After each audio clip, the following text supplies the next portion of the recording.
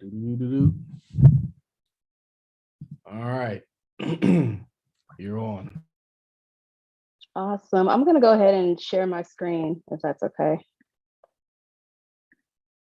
Yep. Can you see it okay?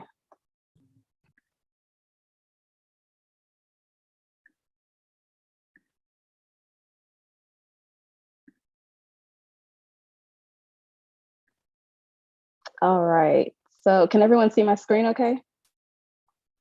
Yes. Okay, cool. Sorry, I can't see the chat anymore, so I wasn't sure. Good evening, everybody. First of all, thank you for having me. Like Charles said, we did a podcast episode. I think that was last week. I don't know. I've lost track of my days now, so much going on. But was it last week? I think so. I think so. Yeah. And it was really fun. So when he invited me to come speak here, I was excited about it.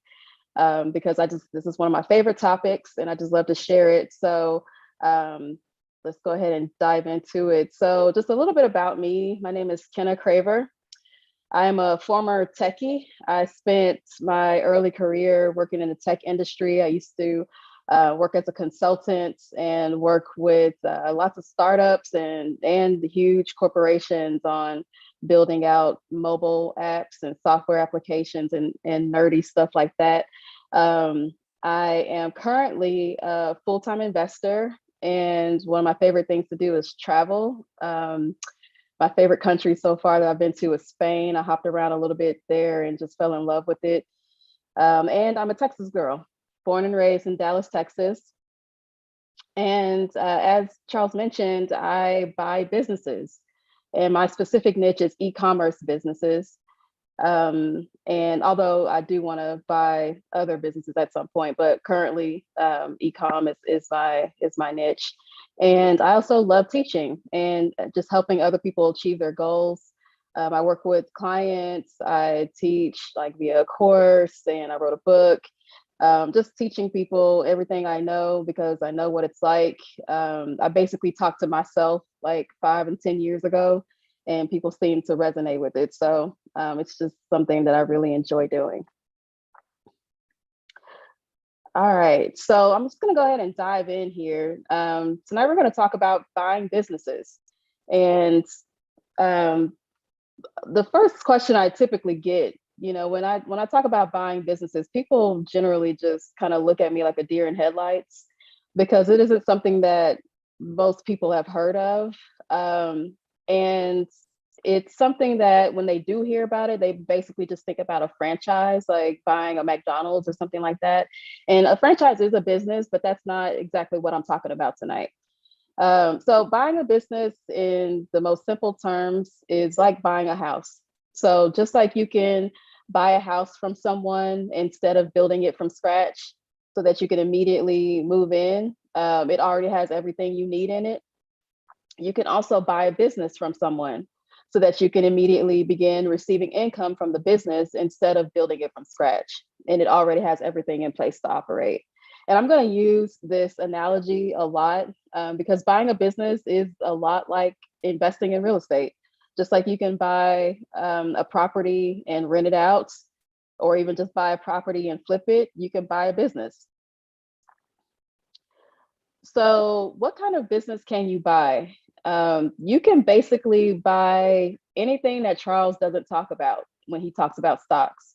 So what that means is you can buy anything that's privately owned. It's not traded on the stock market.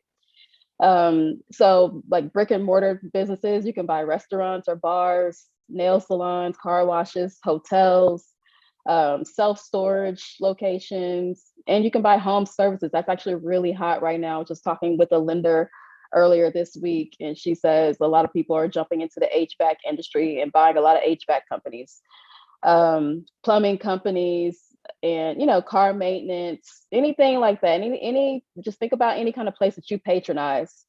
You can buy that business.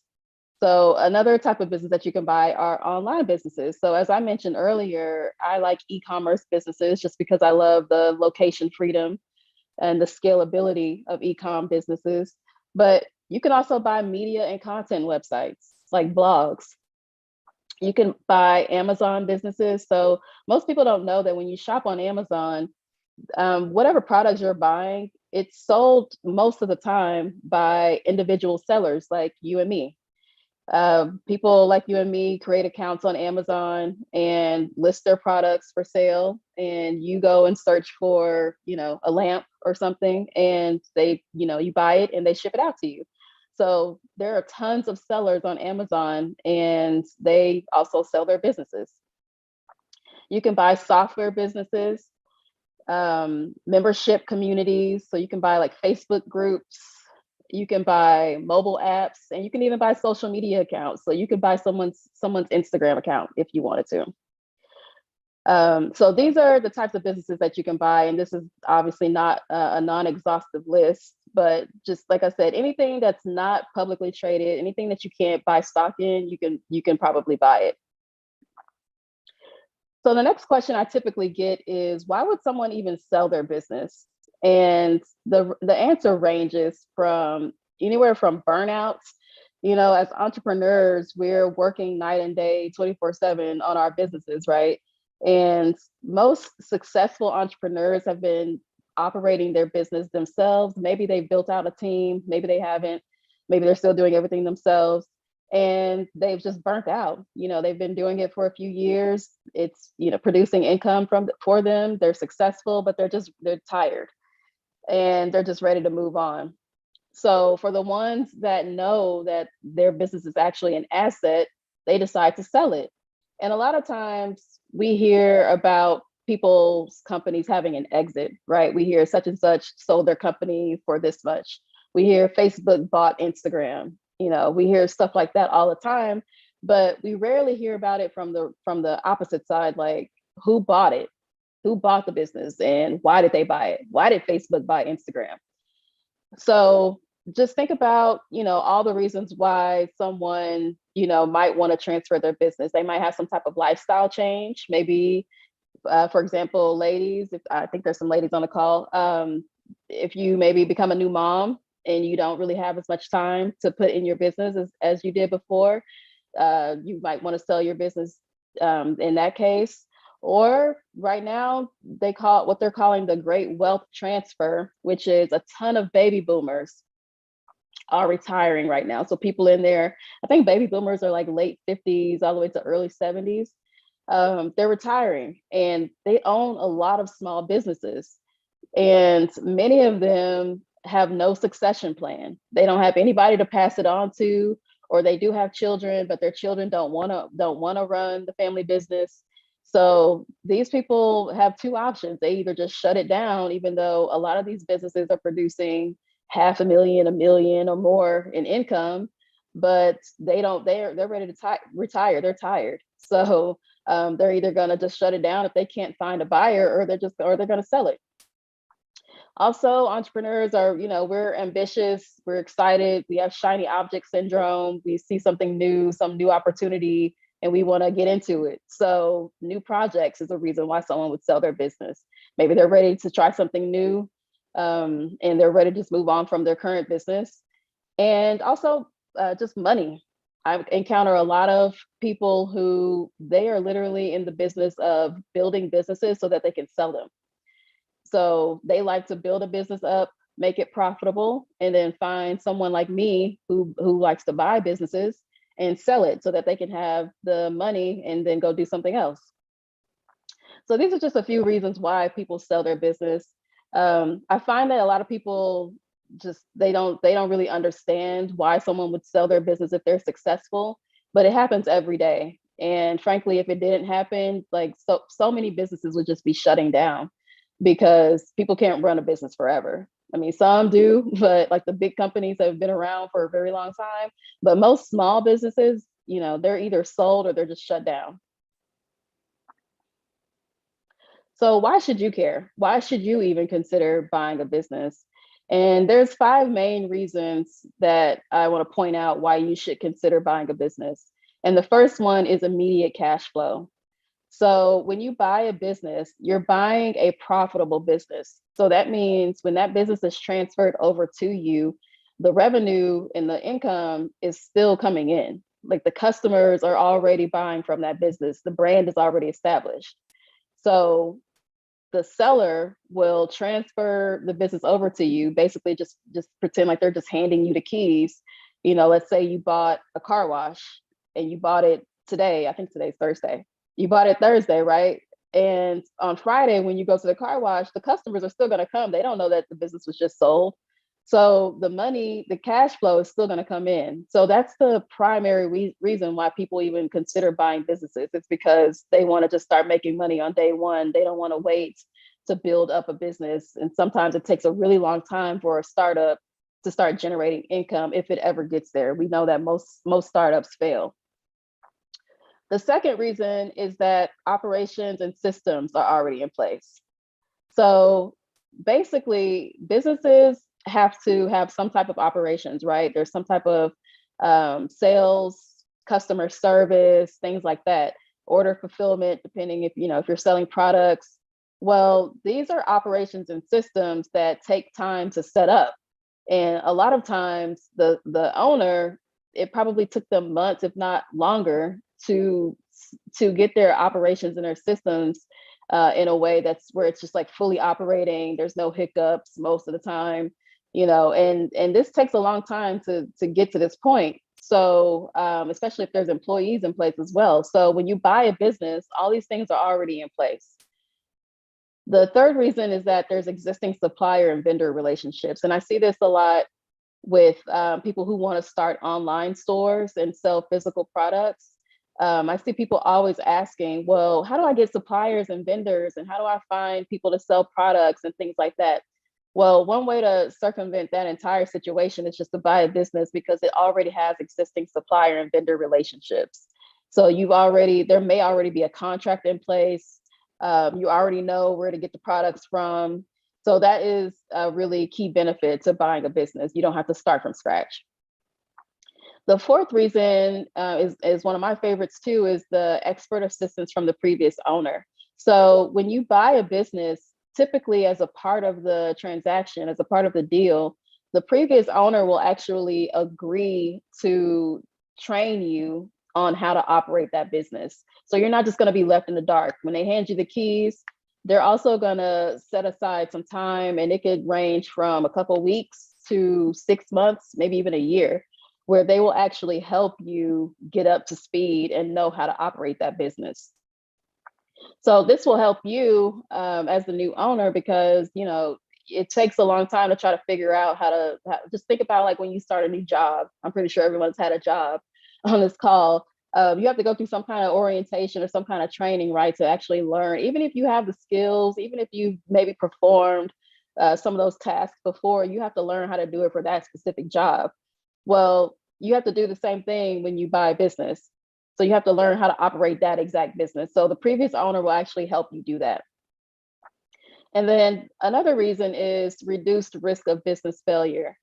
As I mentioned a few minutes ago, most startups fail. We don't talk about that enough, in my opinion. And when you buy a business, there's the likelihood of you failing is slim to none, because you are actually buying a profitable business. So that means, you don't have to consider the failure unless, you get the business and you just completely mess up and not do what you're supposed to be doing. Most of the time, you're going to be fine. Versus if you start a business, you don't know if it's going to work out.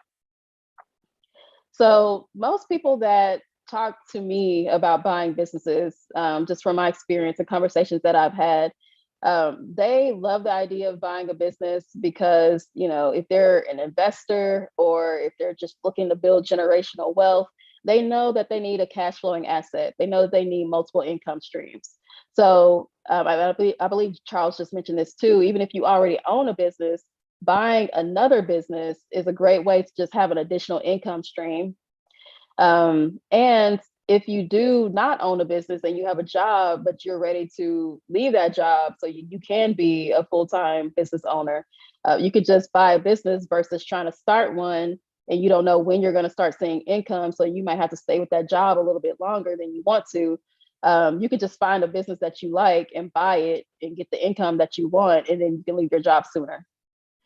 And as I mentioned just a minute ago, you can buy a business, and that's a great way to build wealth because a business is a cash flowing asset. And one of my favorite things about buying businesses in comparison to investing in real estate is that the return on your investment is typically way higher. When you are buying real estate and you're like, for example, if you have rental properties and you're collecting income from your rental properties, from my experience, well, I shouldn't say my personal experience because I haven't invested in real estate yet, but I have investor friends, and from what they've told me, they get maybe a few $100s a month per property if it's like a single family home, which is not bad. I mean, any kind of passive income is great, but then they're also having to deal with tenants and issues that come with that. So when you buy a business, depending on the size business that you acquire, you are typically going to get, like I said, it depends on the size of the business, but you can get thousands of dollars a month. You can buy a business that's making $10,000 a month. You can buy a business that's making 50,000, $500,000 a year, whatever.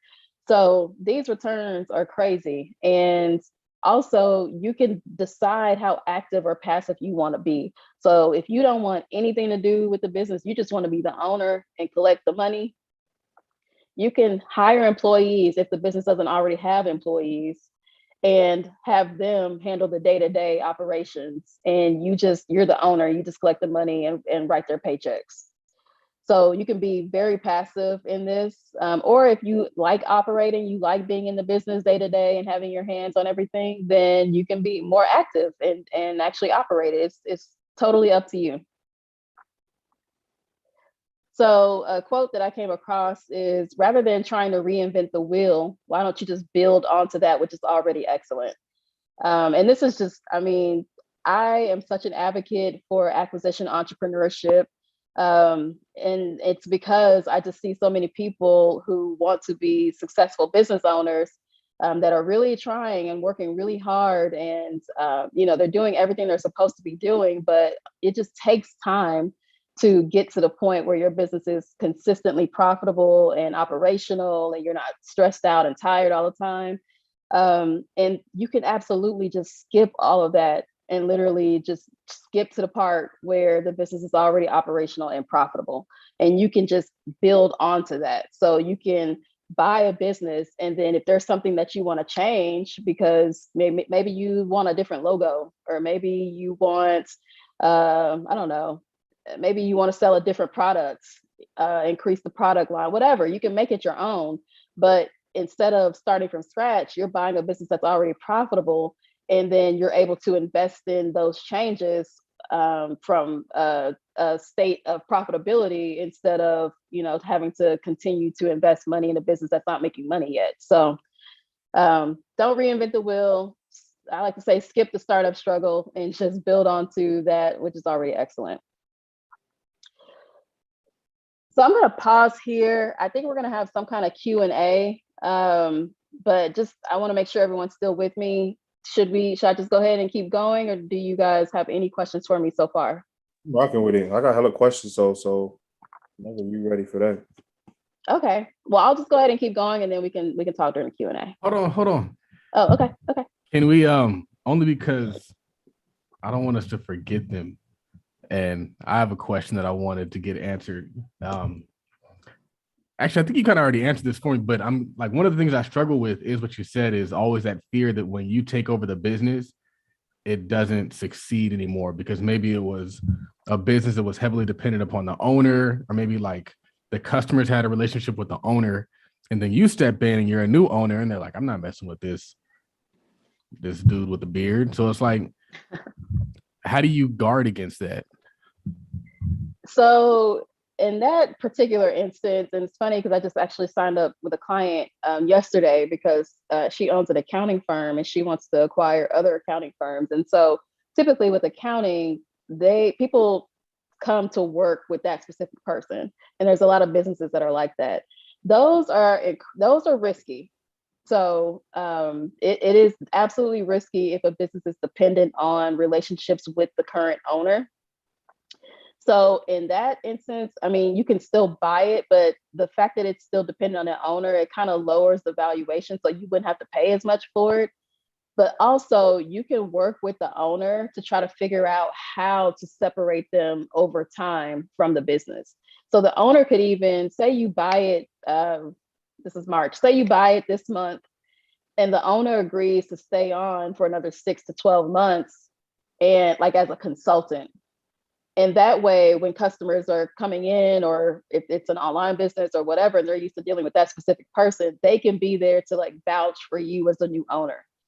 So they can say, hey, like, yeah, I have a partner now, and his name's Charles, and you're gonna be doing a lot more work with him. I'm still here, but you should definitely start working with him. Like, there's different ways that you can structure it to where the business is not so dependent on the owner. But businesses that are dependent on the owner, where they're the face of the business, they are absolutely more risky because, like you said, if in the event that the business is transferred over to you and customers see you and they don't like you, they might leave. So that is absolutely the case. Another thing that you can do is just like I said, work with the owner, but also acquire the customer list only. And then you can say, like, for a start, like in the example of the accounting services firm I was just talking about, we're working to actually look for other firms that just want to sell their client list. And then we're going to offer to pay a percentage of the revenue that comes from that client list for the clients that stay. And that's how we're going to pay for the business. So that way, that mitigates the risk for the buyer, because if the clients don't come, then they're not paying any money. But if they do, then they're just going to basically cut the seller a check for that percentage. Does that make sense? Yes. I guess that's why go ahead. Go ahead. I guess that's why you like dealing with e-com businesses, because it's less of that factor in there. Exactly. Yeah. It's not, most people have no idea who they're buying from. Yeah. Gotcha. It's better that way. That's so smart, because I've always looked at buying like a professional service firm or any business that was kind of like that, where the owner was really present and the owner kind of like ran the business. And so it's like, then you replace the owner and you have to start from scratch, kind of, almost not completely from scratch, but it's not the same. So, all right. I mean, it sounds like you're looking for the problems, which you can't ignore those in business. But wouldn't it be easier just to go find somewhere that's not an issue for you? Like you said, like an e-commerce? Was that for me? Yep. Okay. Yeah. So, yes, the quick answer is yes. Definitely look for businesses that are not reliant on the owner, because those, like I said, they have value. They're not as valuable as ones that are not dependent on the owner. So, but like I said, there are ways that you can figure out, like if the owner stays on board for a little bit longer to help with the transition, just to kind of ease customers' minds about it. Or like I said, if it's a professional services firm, you can just work out some kind of deal where you just get the client list and you only pay for the clients that stay. So yeah, so there's different ways that you can structure it. I love it. Are we taking more questions now? Because I have a separate one. Yeah, man. Yeah. Just fire away. So looking at expanding, what do you call it? A supplementary service to existing business. And really, I don't want the business. I want their assets and their data, because they've been in business for 60 years. I want that customer list. What does that conversation sound like? Or do I just buy the business, grab what I want and close it? I don't know. How do you approach it? So the way that I would approach that is to have that conversation with them. And if they're interested in selling, because you want to keep your brand, right? You just want the customers. Exactly. Yeah, I would approach that like, let's come to an agreement on the cost. And one of the things which would be a part of due diligence, you want to know exactly how much income they're generating from that customer list, because you wouldn't want them to sell you that list and they're not really making any money from it anyway. So with that, they can show you things like income statements, tax returns from the business and things like that. So you can actually see how much money they're generating from that customer list. And based on that, you guys can come to an agreement on the price, and I would make them tell me a price. I wouldn't make an offer. I'd say, what do you want? And let them tell you what they want. And if that number works for you, then you can negotiate. Like I said earlier, you can negotiate and say, okay, how about I pay you a down payment? Maybe I'll give you like 10 or 20% of that price.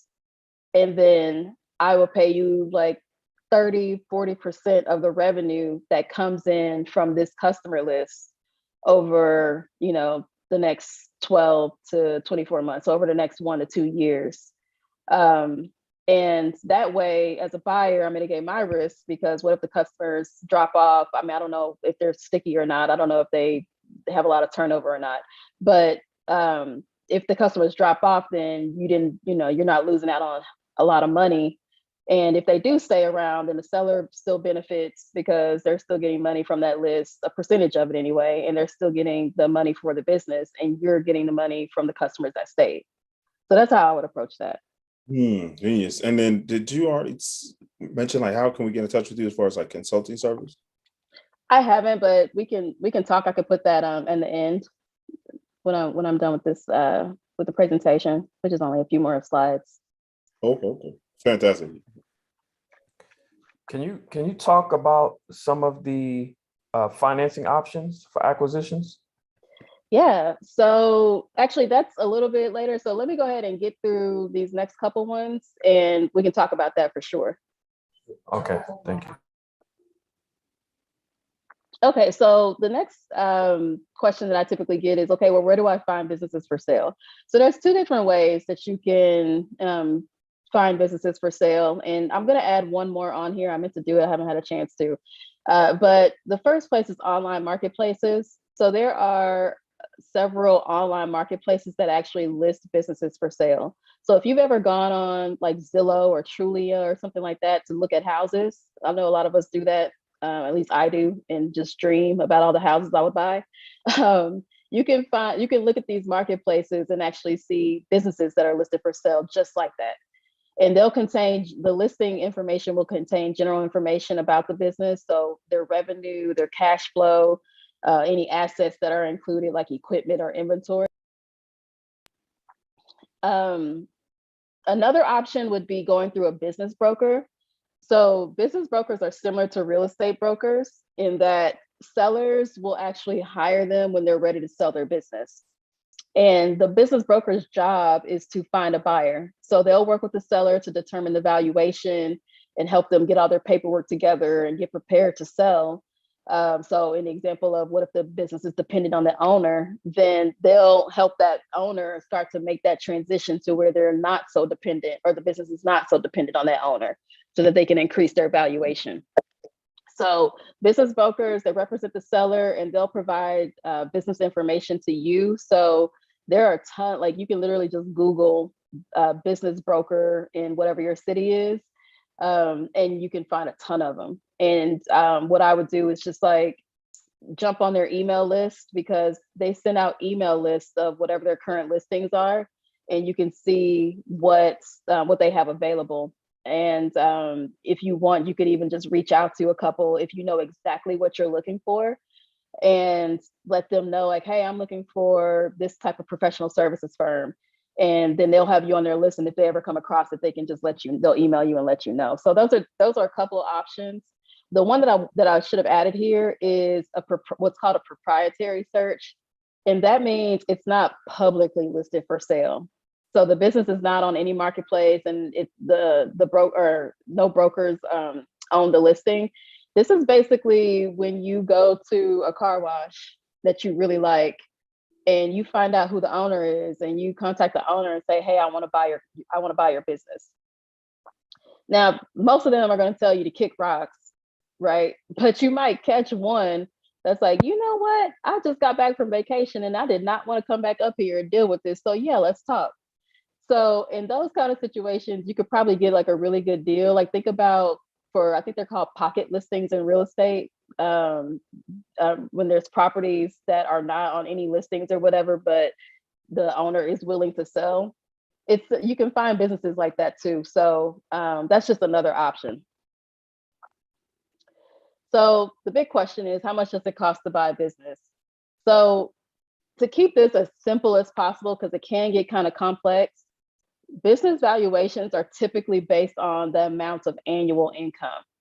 So for example, if a business makes about $100,000 in annual income, a reasonable price to sell it for would be anywhere between 150,000 to 300,000.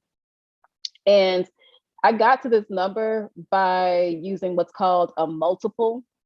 So businesses, like any kind of acquisitions, are typically sold based on a multiple. And a multiple is basically like, just think about the letter X in algebra, right? And I'm not gonna get too complicated with this, I promise y'all. But basically, 300,000 would be a 3x multiple of 100. And most businesses are sold somewhere between, and it depends on the type of business and it can vary, but let's just say usually somewhere between 2x and 5x. So that would be 2 times the annual income or 5 times the annual income. So in the 300,000 case here, that would be a 3x of 100. So 100 times 3x, and the 3 would stand for 3 years because it's annual, right? So if you bought $100,000 annual income business for 300,000, that means that when that business is transferred over to you, and this is basically, let's just say this is best case scenario, you bought a business that's been in business for like 20 years. They have always been profitable. It's super easy to operate. There's not much change needed, if any at all. If you did nothing when that business was transferred over to you, you could pretty much guarantee that you're going to still get that 100K a year. And within 3 years, you get your money back. Now, the beautiful part is there's always some type of financing available. So you wouldn't even have to come up with this whole 300,000. You could get some type of acquisition financing and you would just have to pay like 10% of that 300,000. So you'd have to come up with $30,000 and you could buy a $300,000 business. And the great thing about buying a business is that once you buy it and it's transferred over to you, that income is coming to you immediately on day one. So whatever money you put down, go back to that 30,000 example, you start getting that back immediately. So that's one of my favorite parts about buying businesses, is that you get income on day one. So I hope I didn't confuse y'all there. We can definitely talk a little bit more about that in a minute.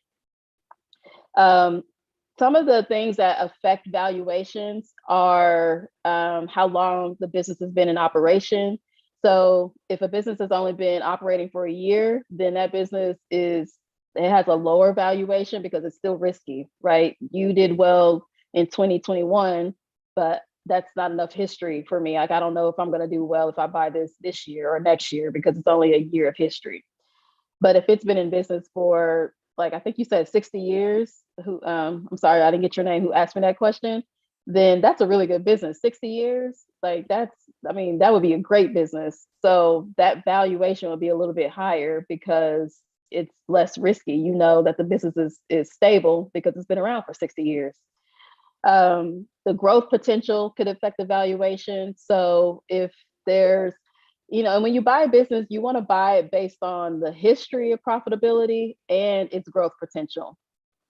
So you want to know that, okay, if I buy it, I'm still going to get income once I own it because it has a history of making money. But I also know a few things that I could do to increase the income. Like maybe the owner has no idea what they're doing in terms of marketing, but they still somehow been able to build a profitable business. And you happen to be an expert marketer, or at least you know how to hire one. You could buy that business and then hire that marketer, or you yourself start throwing, I don't know, Facebook ads or something on there, and you know that you can grow the income. And so you know it has a lot of growth potential. Other things that can affect the valuation are the seller's motivation for selling. So if the seller is just like really anxious to get out of the business, maybe they have to, I don't know, they have to leave the country for whatever reason. They fell in love in Paris and now they want to move to Paris. So they're going to be like really, really anxious about selling this business, and they might be able to lower that price just to hurry up and get the deal done. So those are just a few things that affect the valuation. And I just wanted to show a few examples here because I wanted to make sure you guys know that you really can buy any kind of business. Here's one for sale. It's a teeth whitening business for $60,000. And you can see in the listing here, it cash flows $60,000. So in this case, the seller is actually, he or she is saying that this business cash flow is 60K a year, and they're actually selling it for 60K. So in this case, I'd say they're probably just trying to hurry up and get rid of it. Doesn't mean anything is wrong with it. That's not what that means. It could mean, like I just said, the Paris example, maybe they have to hurry up and leave and go do something, and they're just trying to get rid of it. So this would be a 1X sale. It comes with inventory that's worth $3,000. It was established in 2009, so it's been around for a while. EBITDA, which is basically the income, it's the earnings. So that means it's profiting 40K. And then it's FF&E here. It stands for fixtures, furniture, and equipment. That's just saying that like these chairs and stuff like that is worth $30,000. So this is kind of information that you'll see on the listings. Here's another one. This is a little cute hotel here in Texas. Sorry? Pardon the interruption. I've Go got ahead. questions, and I don't want to get too far past whatever prompted that question. So let's see. This is Bruce Hill, New Skills, New You, by the way. Charles asks, were you scared when you first took the business leap? And then what's your take on buying a cheap business versus an expensive business? And then Colin has a question. He has his hand raised. Was I scared? No. I have a very high risk tolerance, and I just knew this is what I wanted to do. So I was just ready to dive in. That's not to say I didn't have a lot to learn, and that I didn't make any mistakes, because of course I did, but I wasn't scared. What's your take? What's my take on buying cheap businesses versus expensive businesses? My opinion now is that it takes just as much effort to buy a larger business as it does a smaller one. I was just telling my client yesterday that she wants to buy smaller businesses, and I was like, why not go for one that's already generating at least $1 million in income? Because it's going to take the same amount of energy and effort, and then once that happens, once you buy that business, then you got a business that's generating $1 million in income versus 100K. And I mean, it's just a leap. It's really just a mental leap, because there's ways to finance the deal to get it done. So at this point, I'm always an advocate for just going for the big one, the expensive one. But of course, that depends on your personal financial situation. If you've got the capital to put down a down payment, if you know investors and things like that. The hand raise. I don't know if I can. Yes, that was me. This is Colin. Okay. Sorry if this question was asked. I joined a little late, but I had a meeting with a mergers and acquisition lawyer maybe about a week ago, and he told me to look out for a black tax.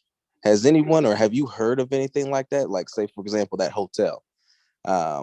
It's the asking price, it's cash flowing and whatnot, but the owners were white, and now I'm black trying to buy it. There might be a dip in customers or reoccurring customers. Can you speak to that? So I think this is a personal thing. I'm just gonna be 100% transparent. I try not to even think about that when I'm looking at deals. And if I encounter a seller, I get what you're asking. I'm gonna address that in a second. But if I encounter a seller that might adjust the price based on me being black, then I'm honestly just gonna move on to the next deal. I don't have time for that. And they're the ones that are trying to sell their business. There's a ton. It's a buyer's market. There are so many. Like I said, we're in the middle of what they're calling the great wealth transfer. That means there are so many businesses that are going to either have to close down or sell because these owners are retiring. So it's up to them whether or not they actually want to work with somebody and actually get this business sold. So that's that part of that part of the question. As far as like customers no longer patronizing the business, I mean, hey, you can't really control that. And if there's a situation where they know the owner and they only patronize that business because of that owner, honestly, I mean, if the owner even discloses that information, I would just move on to the next deal, because at the end of the day, it's an investment. And if they're telling me, oh, my customers aren't going to keep coming once they know that it's under black ownership now, then I know, okay, well, this isn't the business for me and I'm going to move on somewhere else. So it's a personal thing. You might decide, hey, well, I'm willing to take that risk, whatever. Then then that works for you. So I think it's a personal thing, but that's my opinion. Yeah, I appreciate you answering that. I too did not even think about that when evaluating a business, but it was just something that he brought up, like, hey, something to think about. When you take over a business, you might see a drop. So I didn't know if there was like a certain like percentage, like, hey, watch out, you might dip 12% because of, or something like that when you first come into the ownership of that business. But thank you for the answer. You're welcome. Question, Colin. Let's see. I think Yusuf was next. Yeah. So what are your what vetting framework do you? So for example, that well-established teeth whitening business, how would you go through to ascertain that this is a viable business model? Like, are you looking at their books, of course, but like, what are some of the other factors that you look at to determine if everything that is presented is going to go the way that you would perceive it to go? Like, do you get a consultant, a teeth whitening business consultant to come in and take a look at it for you, or how do you get that sort of quantification about the viability? So I'm sorry, I didn't mean to cut you off. So definitely the first thing I'm looking at are the books. I'm looking at the numbers. And that's the main thing I'm going to look at to know whether or not it's a viable, stable business. And the numbers will always tell you that. So I'm going to start there. And I'm also going to look at the market. I'm going to look around and see, who are my competitors? What's my value proposition? Like, what makes this business stand out over others? Like, why would people choose this one over the other teeth whitening business down the street? Like I'm looking at all those types of things, the branding, I'm looking at the growth potential. Like I said, going back to that marketing example, is there any growth potential? Do I know that I could get maybe because service businesses are notorious for not knowing how to use digital marketing. So what if I just start paying some influencers in Plano, Texas, to start coming here or promote this business on their page? Will that drive more traffic? I'm thinking about things like that. That's how I'm approaching it. But definitely looking at the market. I'm definitely looking at the industry and what other products are available. Why would people keep coming here over someone else, or doing it at home or things like that? So I try to approach these deals like, why shouldn't I buy the business? That's what I try to convince myself not to buy it. Because if you go into it thinking like, oh, this looks good, 60K, okay, great. Furniture is worth 30K, okay, awesome. You might just convince yourself to buy it just because the numbers look good. But I'm looking at like, well, how do I know that my competitor down the street won't, take all my new customers or things like that? Like, that's how I'm approaching it. I'm trying to convince myself not to buy it. And if I can't think of any good reasons, if it's, like I said, if it has a stable history of profitability, customers love it, they're raving, I got great Yelp reviews and things like that, then, I'm pretty convinced. So, and of course, like I said, numbers are number one. So that's where I'm starting. Excellent. Thank you. Boy. Thanks, Yusuf. Khan, you have another question, or if not, put your hand down. Don, and then James.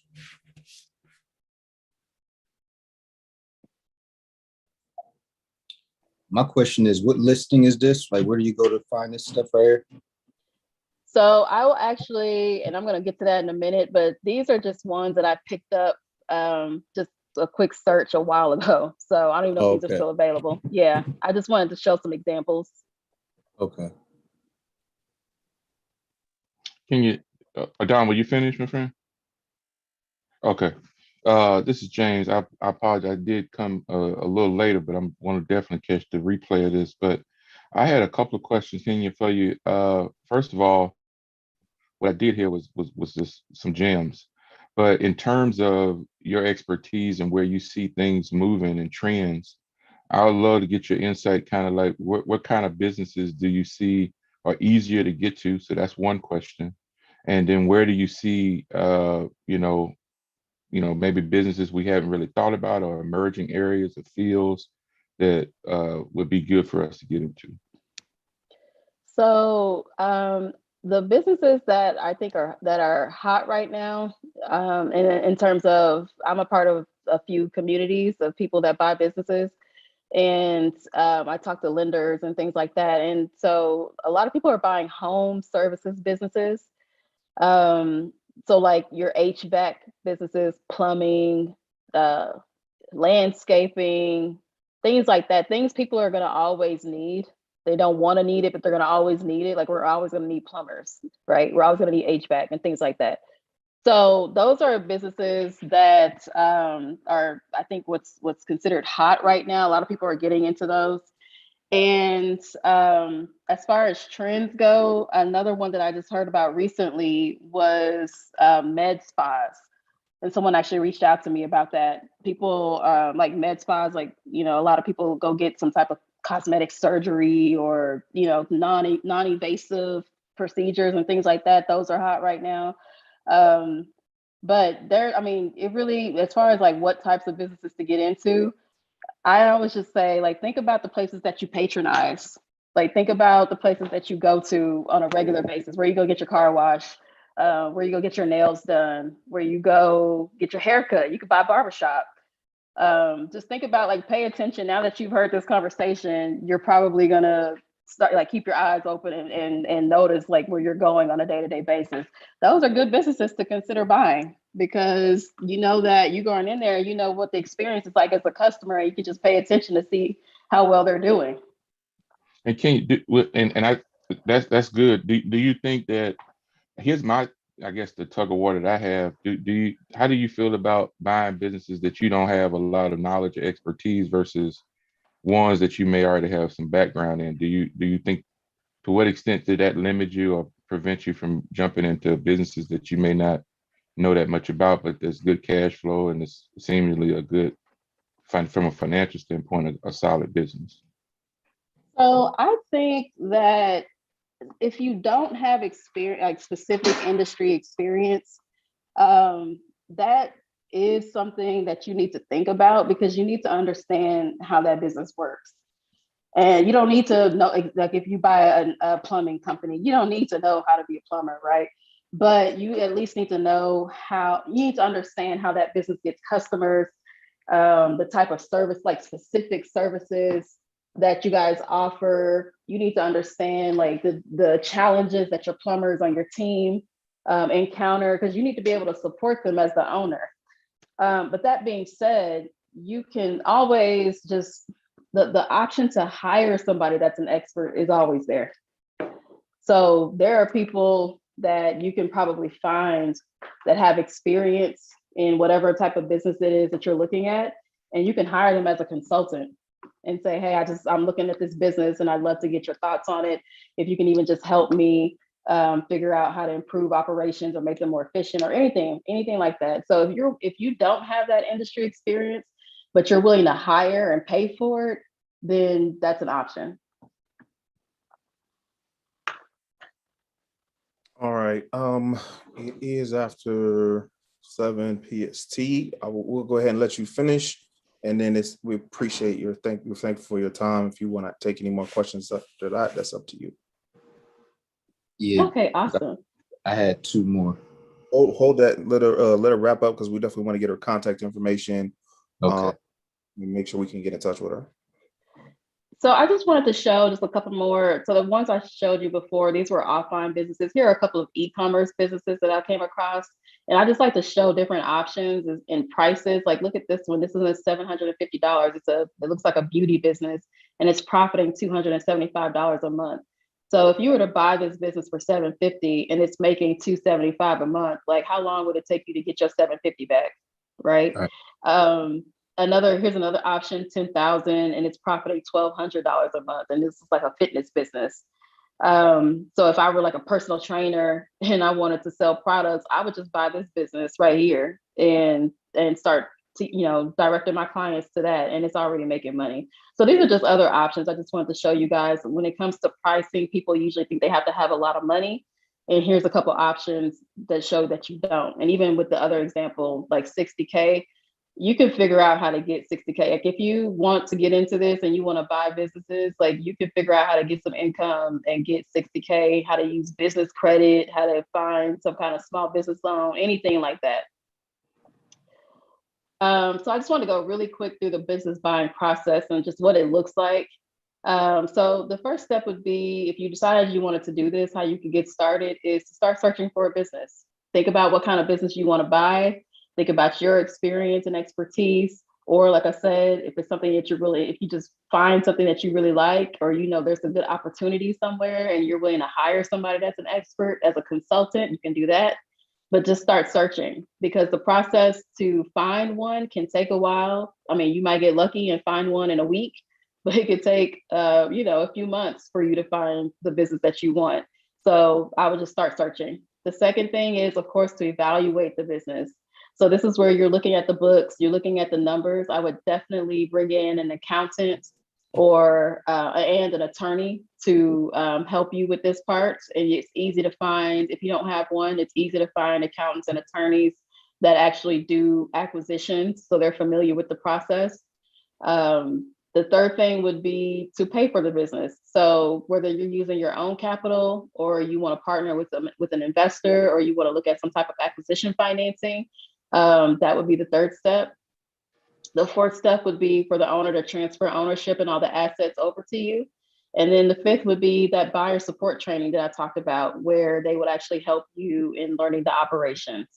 So the process, like I like to say, it's simple, but it's not easy. It is a process. It does take some time, but the reward is that you get a profitable business that you didn't have to start from scratch, and you start making money on day one. So I think it's worth it.